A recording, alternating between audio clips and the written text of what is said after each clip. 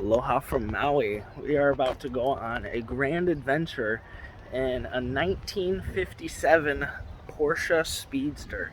This thing is a beauty and a work of art with a manual transmission. Let's check it out.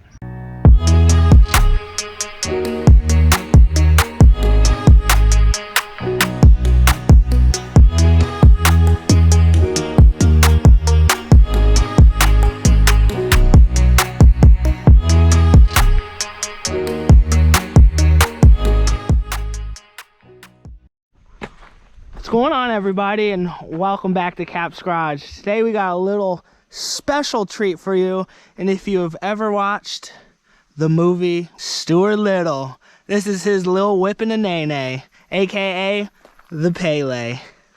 We got ourselves a Porsche Speedster. She's covering her face, but isn't this just a beautiful, beautiful design? We got 1,600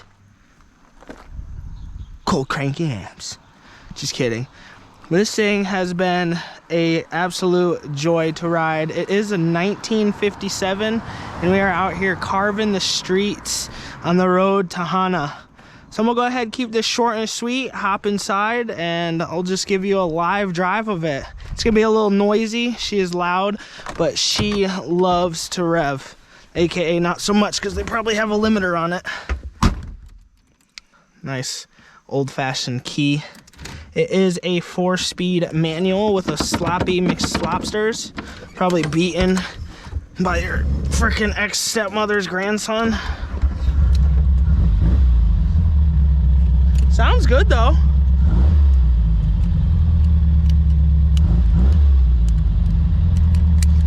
Alright, without further ado, 1957 Porsche Speedster and the road away from Hana.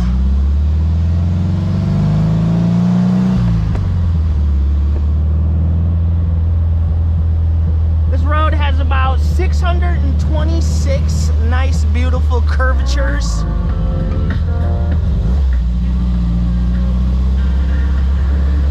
A lot of one-way bridges.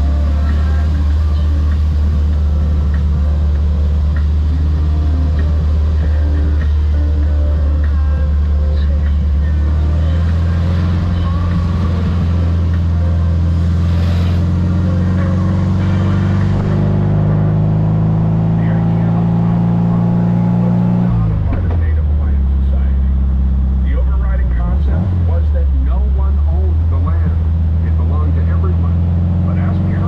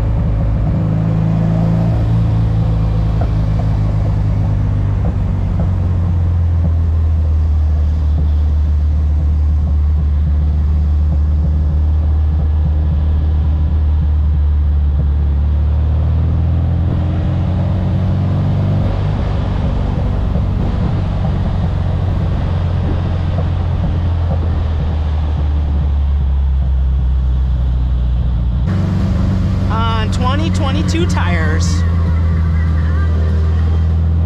This bad lad is wrapped in some Goodyear Eagle Assurance, so you know we have a safe adventure. But can't do any sporty sports because, well, she's a 57 and we're on all seasons, so.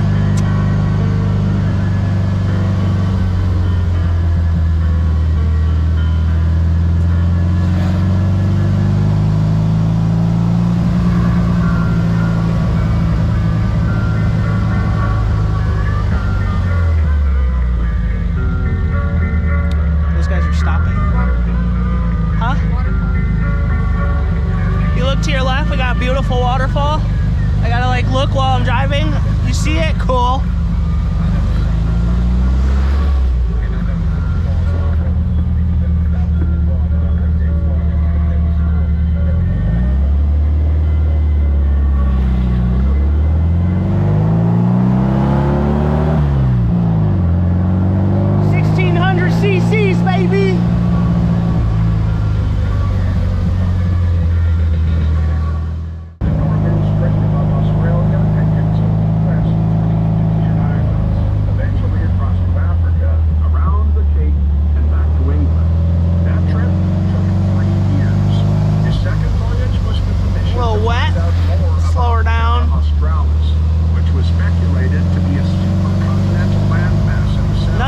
Goodyear Eagle Assurance is on a 1957 Porsche Speedster.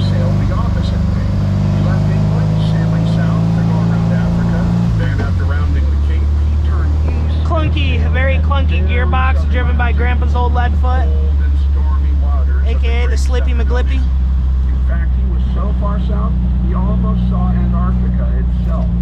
Since he passed under Australia, it was proven that the massive undiscovered continent wrong gear. Australia was an island, albeit a very large one. He meandered for a little while in the South Pacific before returning to England. Once again, he mapped a lot of Earth, never before seen by Europeans. Then his third great voyage was a mission to find the fabled Northwest Passage across the top of Canada. I love it. Or continental North America, as it was then understood. He once again sailed from England using the strong winds from below Africa to sail to Australia and New Zealand. From there, he turned north to cut across the Pacific, reaching the west coast of the North American continent, and then search for the Northwest Passage. It was on the way from New Zealand to the North American coast that he first saw the Hawaiian Islands. He named them the Sandwich Islands, after the Earl of Sandwich, who was one of his benefactors. He set ashore for the first time in January 1778 at Waimea Harbor on Hawaii. Now, that visit was short and relatively uneventful, and Cook continued northeast. He went on and mapped most of the northwest of Vancouver Island, mainland. She says, "Skirt." Western coastline, but he wasn't able to accomplish his primary goal. He wasn't able to sail through the Northwest Passage, despite several attempts.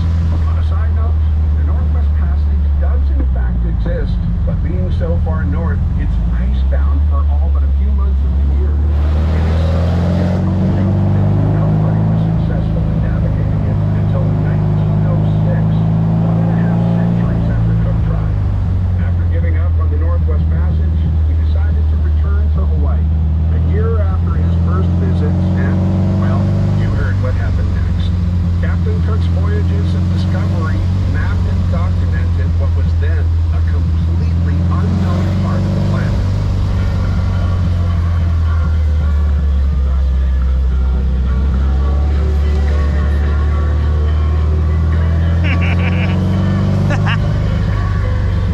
I mean, even 1957 is a joy to drive, baby. Woo! I feel like Austin Powers in this biznatch.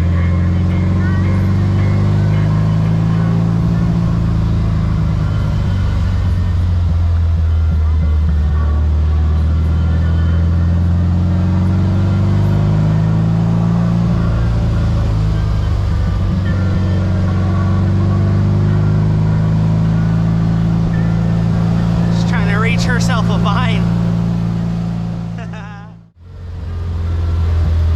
I like that sign. Sign of snakes. Might be poisonous to your health. Look good for mine. Look at that view. Woo.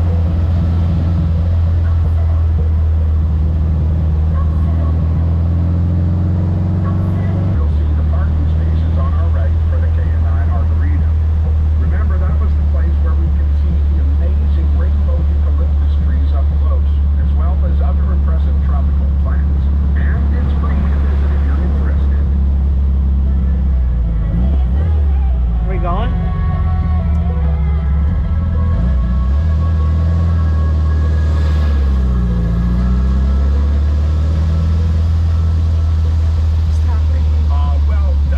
I'm glad we turned off for this. Let's follow this short road around the peninsula. Most of the taro fields are on the right, in the middle of Hana. Remember that taro is a staple in the Hawaiian diet.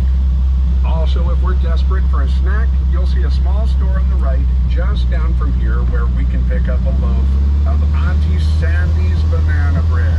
Oh, this was the one we were supposed to go to. Check it out. You'll notice as we drive around, that first up is the less exposed side of the headland. The surf doesn't bear down as directly onto the rocks as further ahead. But as can be quite common in newly created volcanic coastlines, there isn't anywhere here where sand is collected sufficiently to create a nice swimming beach. Just a whole lot of sharp volcanic rock. Just keep following this road around.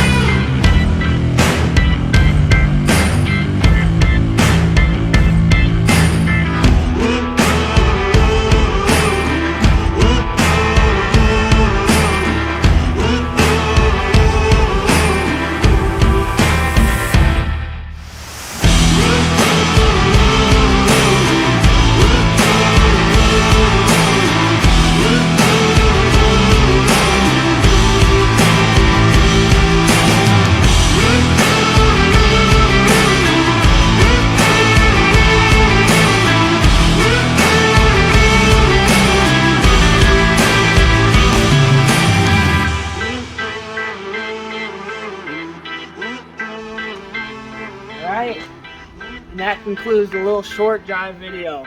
And once again, if you guys stop in Maui, I highly recommend stopping here at Maui Roadsters and renting one of these. That was an extreme blast to do on the road to Hana. So many turns, so many twists. We actually were able to give her a little juice. We did it off camera. We don't want Miss to get upset.